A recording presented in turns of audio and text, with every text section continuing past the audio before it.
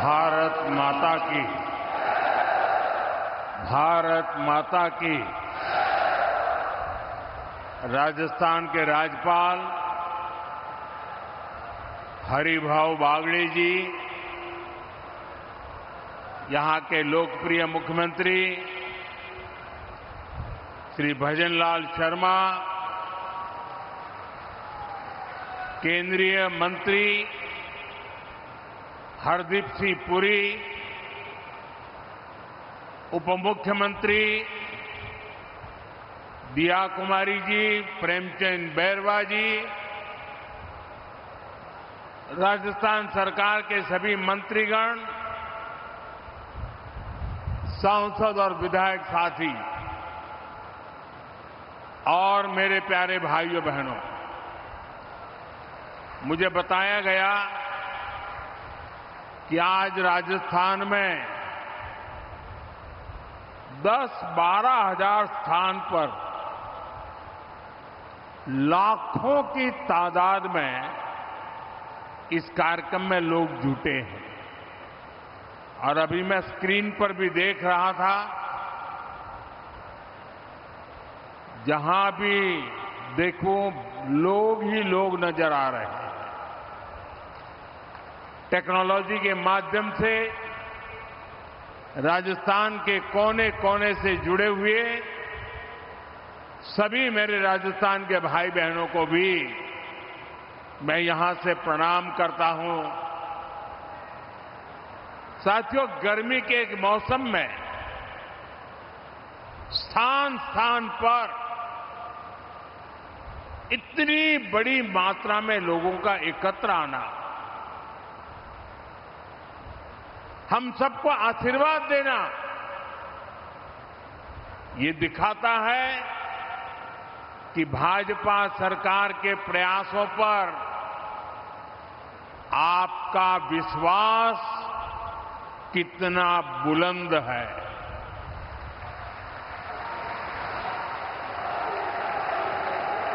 मैं इस समर्थन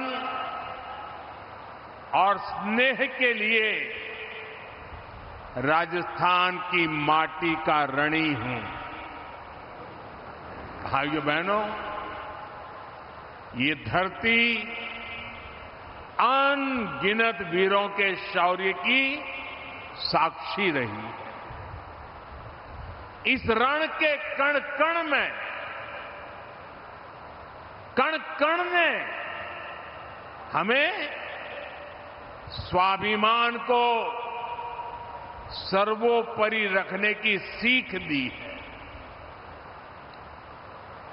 और स्वाभिमान व्यक्ति का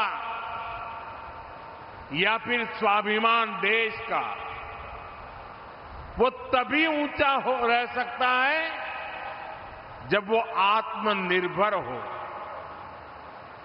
दूसरों पर कम से कम निर्भर हो। आज राजस्थान की इस धरती से भारत ने विकसित होने, आत्मनिर्भर होने की दिशा में एक बहुत बड़ा कदम उठाया है। आज इस रिफाइनरी को देश को समर्पित किया गया है। ये रिफाइनरी यहां हजारों लोगों के रोजगार का माध्यम बनेगी। मैं राजस्थान के युवाओं को इस रिफाइनरी की विशेष तौर पर बधाई देता हूं। साथियों, आज का दिन साक्षी है कि बीजेपी सरकारें परियोजनाओं को सिर्फ शिलान्यास करके नहीं छोड़ती है, बल्कि हम उन परियोजनाओं को पूरा करने के लिए भी दिन रात एक कर देते हैं। 2 महीने पहले यहां जो हादसा हुआ, उसके बाद इतनी तेजी से काम पूरा कर लेना, ये भी परिश्रम की पराकाष्ठा का उदाहरण है।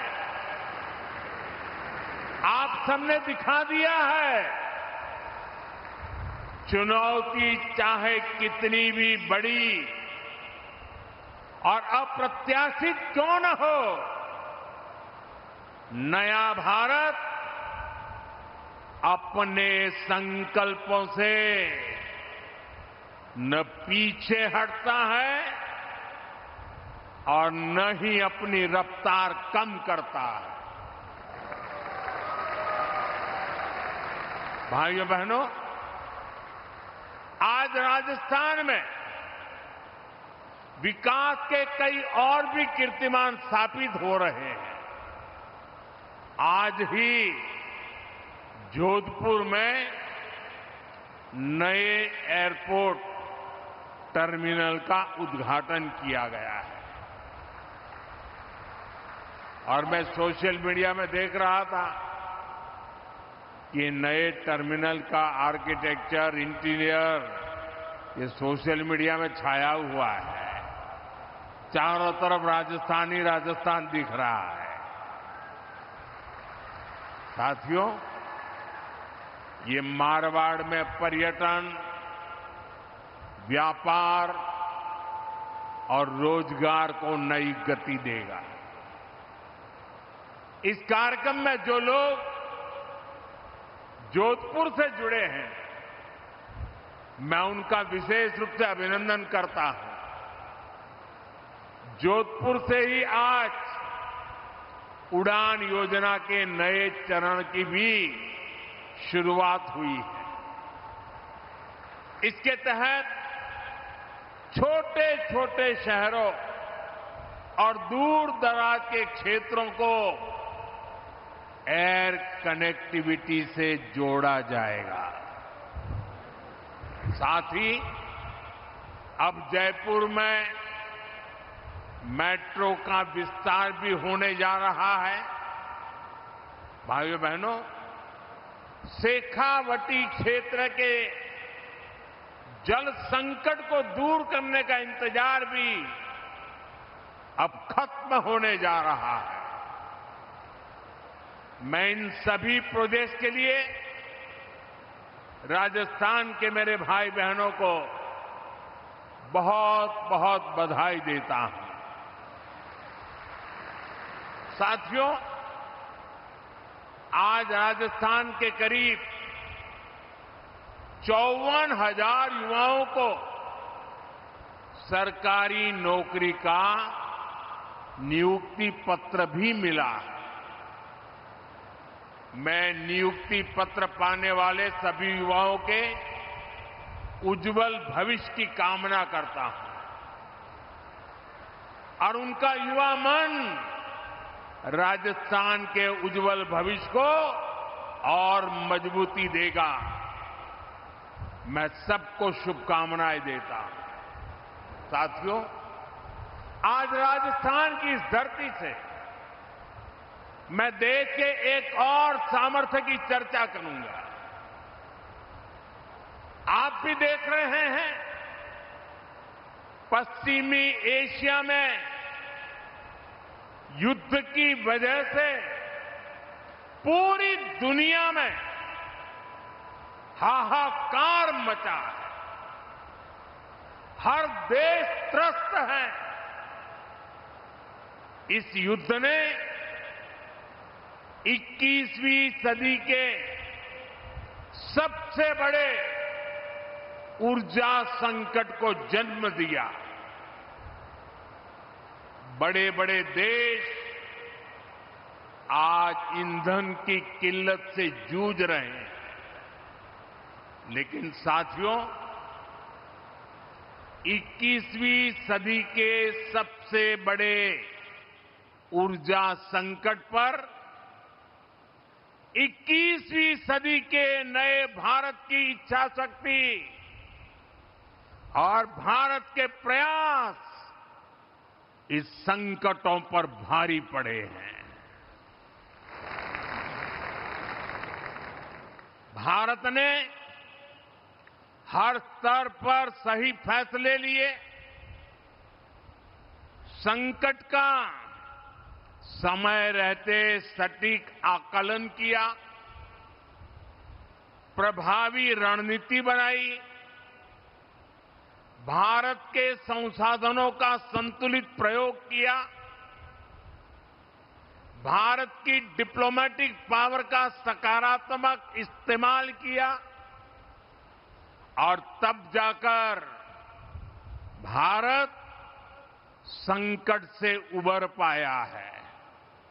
साथियों, जब सार्वजनिक तौर पर कुछ ताकतें अफवाह और आशंका फैलाने में व्यस्त थी, तब किस स्केल पर दिन रात काम हो रहा था,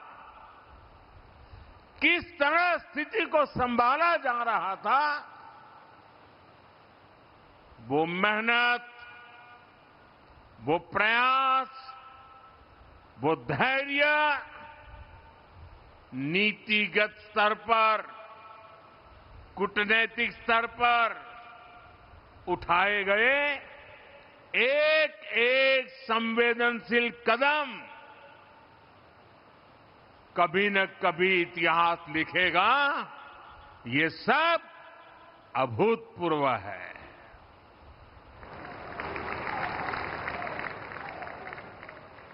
मैं एक उदाहरण देता हूं। रसोई गैस यानी एलपीजी के विषय में हम सब जानते हैं, हमारी जरूरतों की करीब 60% एलपीजी अन्य देशों से आयात की जाती थी और इसमें से भी 90% एलपीजी गल्फ देशों से आ रही थी, हॉर्मुज से होकर के आ रही थी और अचानक से युद्ध के हालातों ने उस सप्लाई को लगभग बंद कर दिया। आप अंदाज लगा सकते हैं हमारे देश में कितना बड़ा हाहाकार मचने जा रहा था। लेकिन राजस्थान की इस धरती ने हमें चुनौतियों को भी चैलेंज देना सिखाया है और इसलिए हमने संकट शुरू होते ही रिफाइनरीज के सामर्थ्य पर फोकस किया।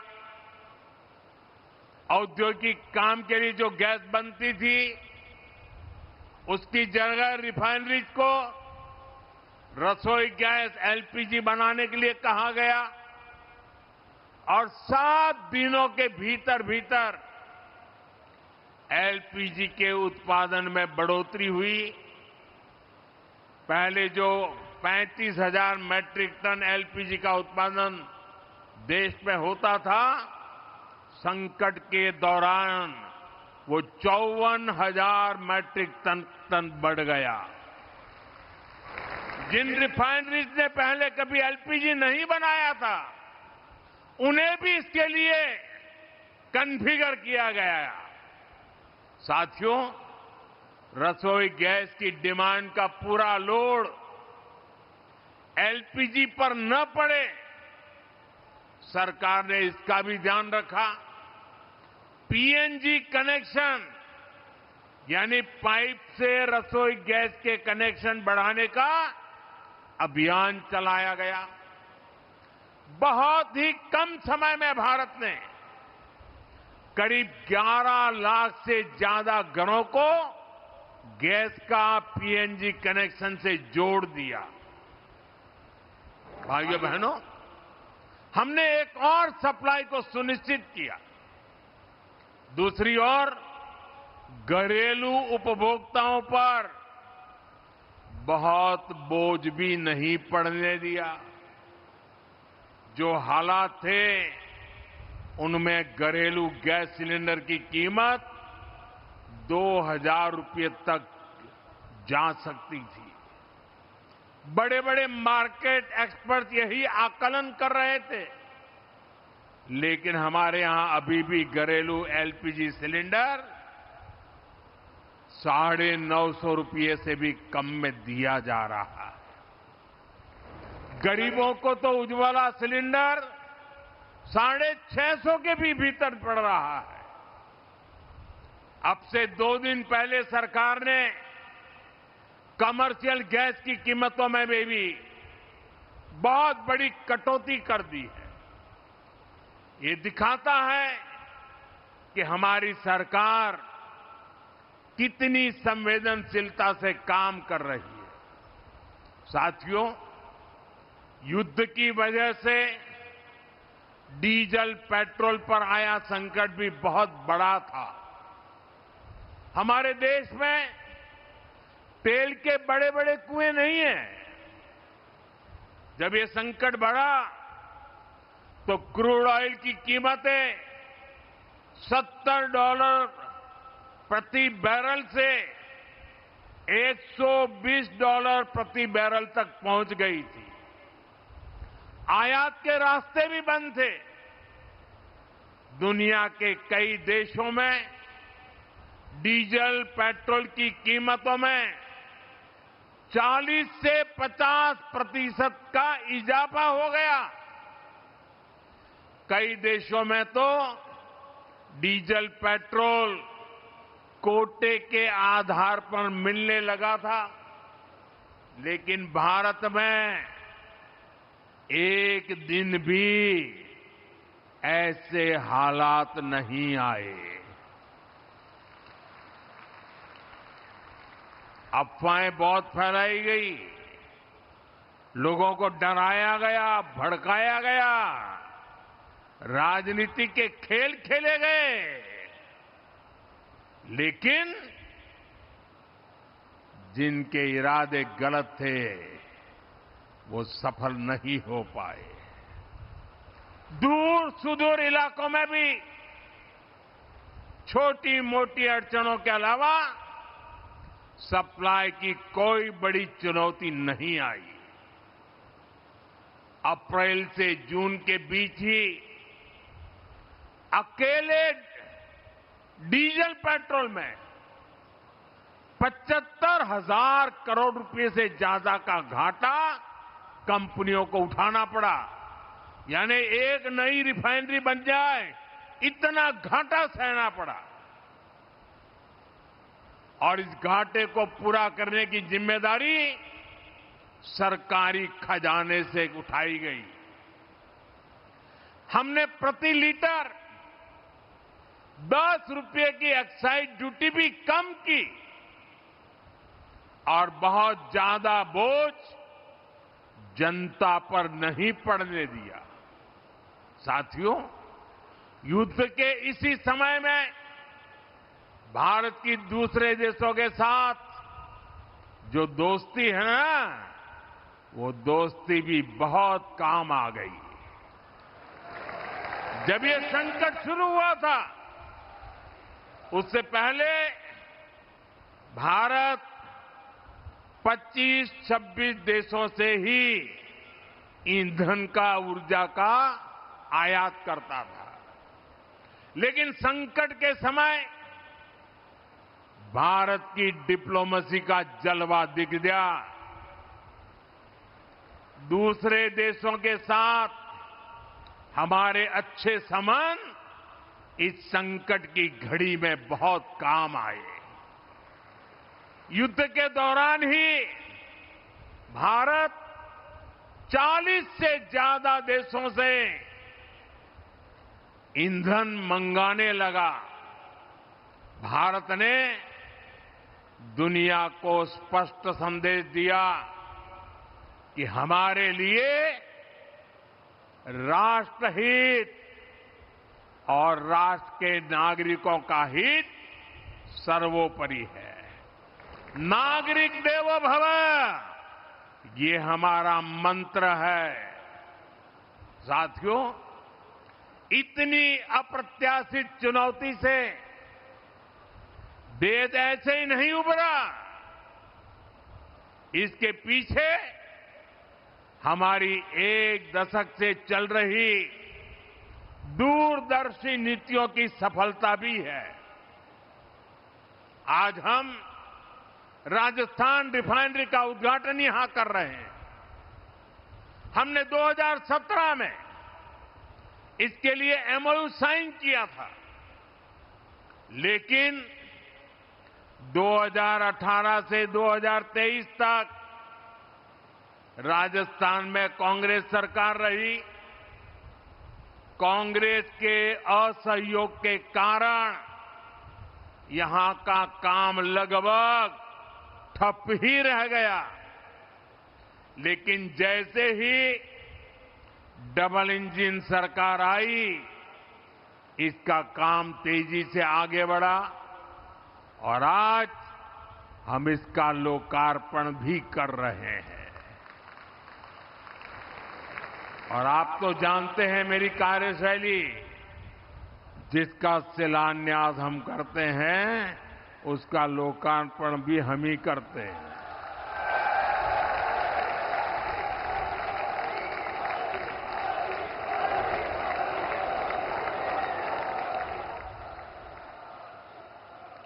इसी तरह भारत ने अपनी रिफाइनरी क्षमता को लगातार बढ़ाया है। अमेरिका में पिछले 50 वर्षों में एक भी नई रिफाइनरी नहीं बनी है। यूरोप की रिफाइनरी क्षमता लगातार कम होती गई है। वहीं भारत आज विश्व की चौथी सबसे बड़ी रिफाइनरी क्षमता वाला देश बन चुका है। और हम यहां रुकने वाले नहीं हैं। आने वाले वर्षों में ये क्षमता और भी बढ़ने वाली है। इन्हीं प्रयासों के कारण भारत सदी के सबसे बड़े ऊर्जा संकट से लड़कर उबरा है। साथियों, दुनिया में युद्ध और अशांति से हमारे किसानों के लिए भी चुनौतियां पैदा होती है। अभी वेस्ट एशिया क्राइसिस, खाड़ी के देशों का संकट और इसके पहले यूक्रेन युद्ध के कारण दुनिया में खाद का बड़ा संकट भी पैदा हुआ। फर्टिलाइजर के लिए समस्या पैदा हो गई। यूक्रेन युद्ध के बाद एक समय एक यूरिया की बोरी की कीमत 3,000 रुपये से भी ऊपर पहुंच गई थी। लेकिन हम अपने किसानों को, जो दुनिया के बाजार में 3,000 की बोरी थी, हम मेरे देश के किसानों को हम सिर्फ 300 रुपये में देते रहे। और इसके लिए खजाने से लाखों करोड़ रुपए खर्च करने पड़े। सब्सिडी दी गई। आपूर्ति के लिए जो सप्लाई चेन प्रभावित हुई थी, भारत ने उसके लिए भी समाधान निकाले। सरकार ने वैकल्पिक रास्ते तलाशे। हमने कई देशों में हमारे दूतावासों को विशेष जिम्मेदारी सौंपी। दूसरे देशों से उर्वरक खरीदने की, खाद खरीदने की पहल की। आयात के साथ साथ हमने घरेलू उत्पादन भी बढ़ाया, उस पर ध्यान केंद्रित किया। और इतना ही नहीं, हमने प्राकृतिक खेती जैसे विकल्पों को भी बढ़ावा दिया और जमाखोरी और कालाबाजारी के खिलाफ भी सख्ती की। साथियों, इसी तरह हमने हमारे उद्योगों का, एमएसएमई का भी ध्यान रखा। एमएसएमई को बढ़ती लागत का सामना करना पड़ रहा था। इसलिए हम emergency credit line guarantee scheme का एक नया चरण लेकर आए। इस स्कीम के तहत बैंकों ने एमएसएमई को 20% तक का अतिरिक्त लोन दिया और सरकार ने एमएसएमई के इन सभी लोन के लिए 100% गारंटी, और ये मोदी की गारंटी है, इसका बहुत लाभ लघु उद्योगों को मिला, कुटीर उद्योगों को मिला। ऐसे ही अनेक फैसलों का नतीजा है कि आज हमारे छोटे बड़े उद्योग खुद को सुरक्षित महसूस कर रहे हैं। साथियों, हमारी सरकार ने निरंतर निर्णय लिए क्योंकि हमें भारत के सामर्थ्य पर भरोसा था।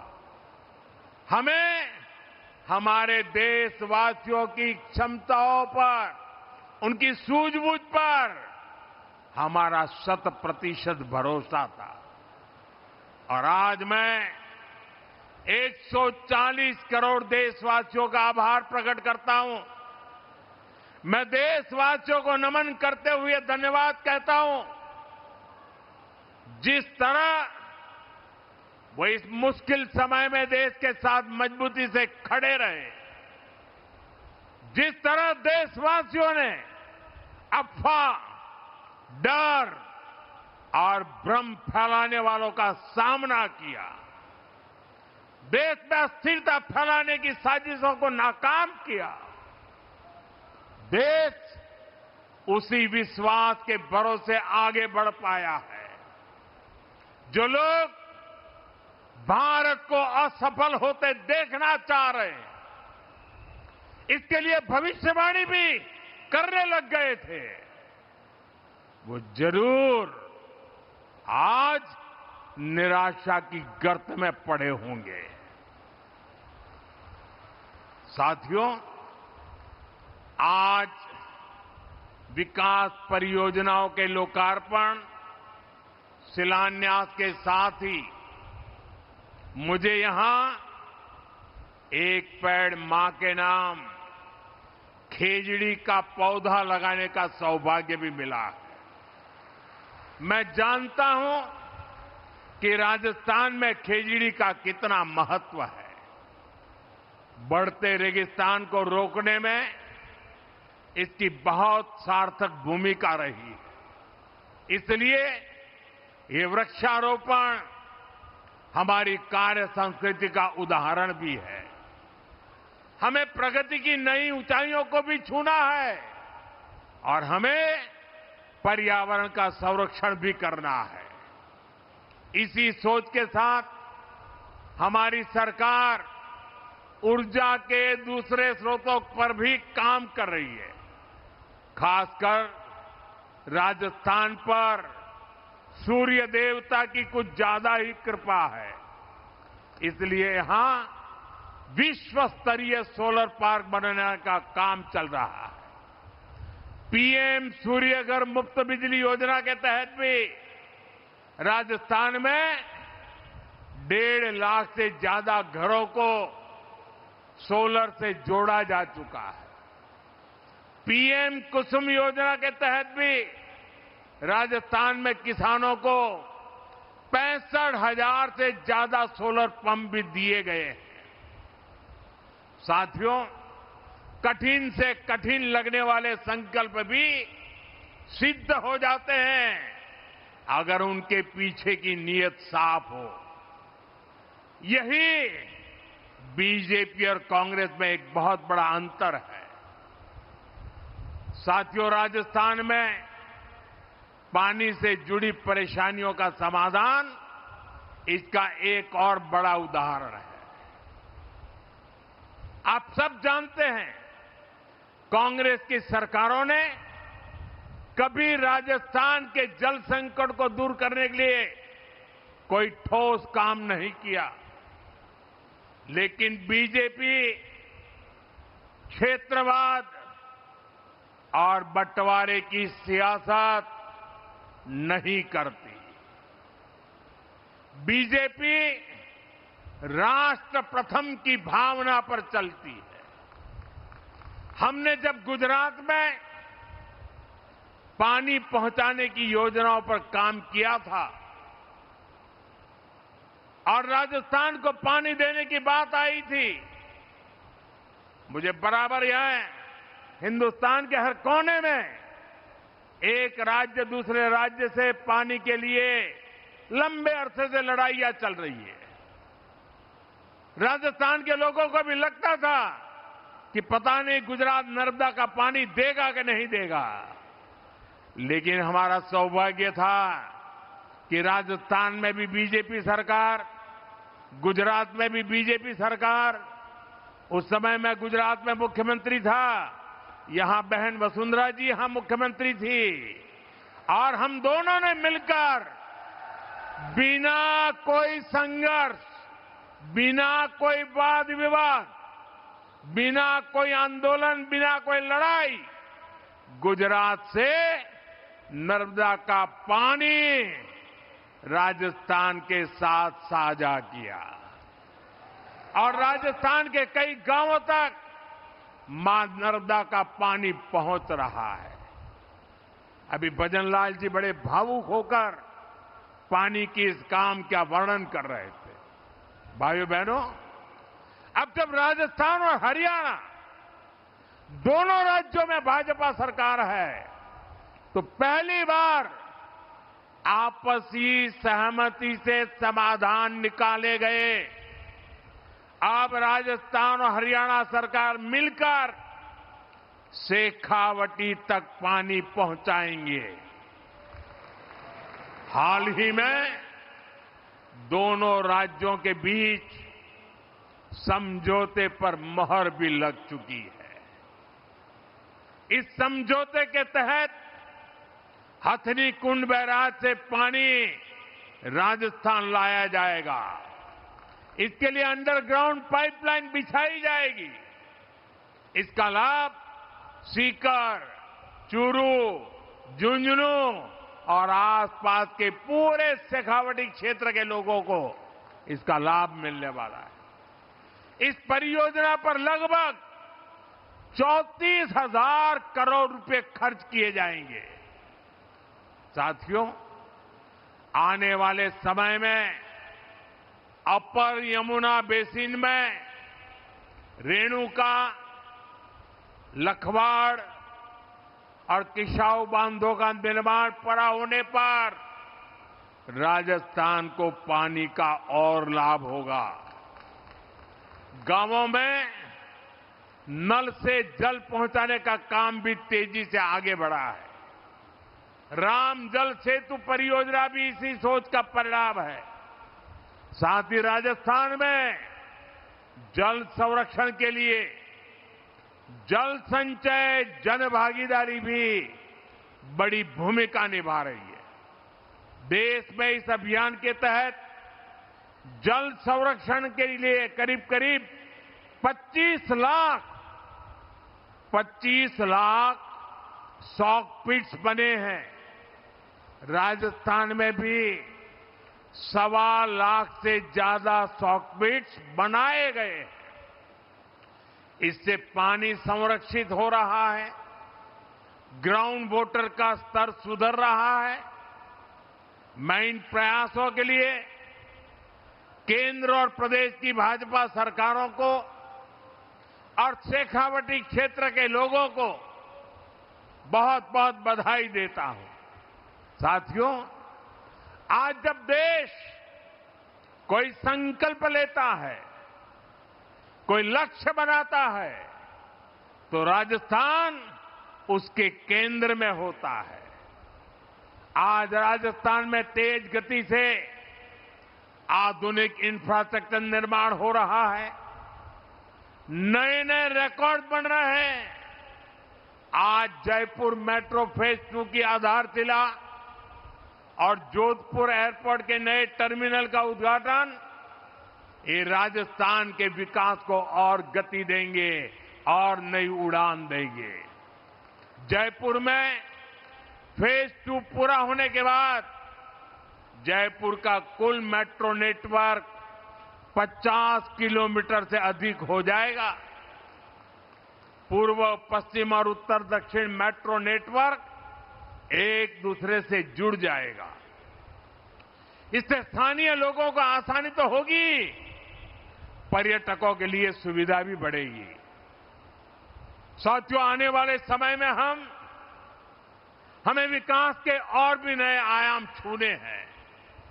मुझे पूरा भरोसा है आप सब इसी तरह डबल इंजन सरकार को आशीर्वाद देते रहेंगे। हम साथ मिलकर राजस्थान के नए भविष्य का निर्माण करेंगे। इसी विश्वास के साथ मैं एक बार फिर राजस्थान रिफाइनरी के लिए, अन्य विकास कार्यों के लिए देशवासियों को, राजस्थान वासियों को बहुत बहुत बधाई देता हूं। मेरे साथ बोलिए, भारत माता की। दोनों मिट्टी ऊपर करके राजस्थान की ताकत नजर आए। भारत माता की, भारत माता की, भारत माता की। बहुत बहुत धन्यवाद।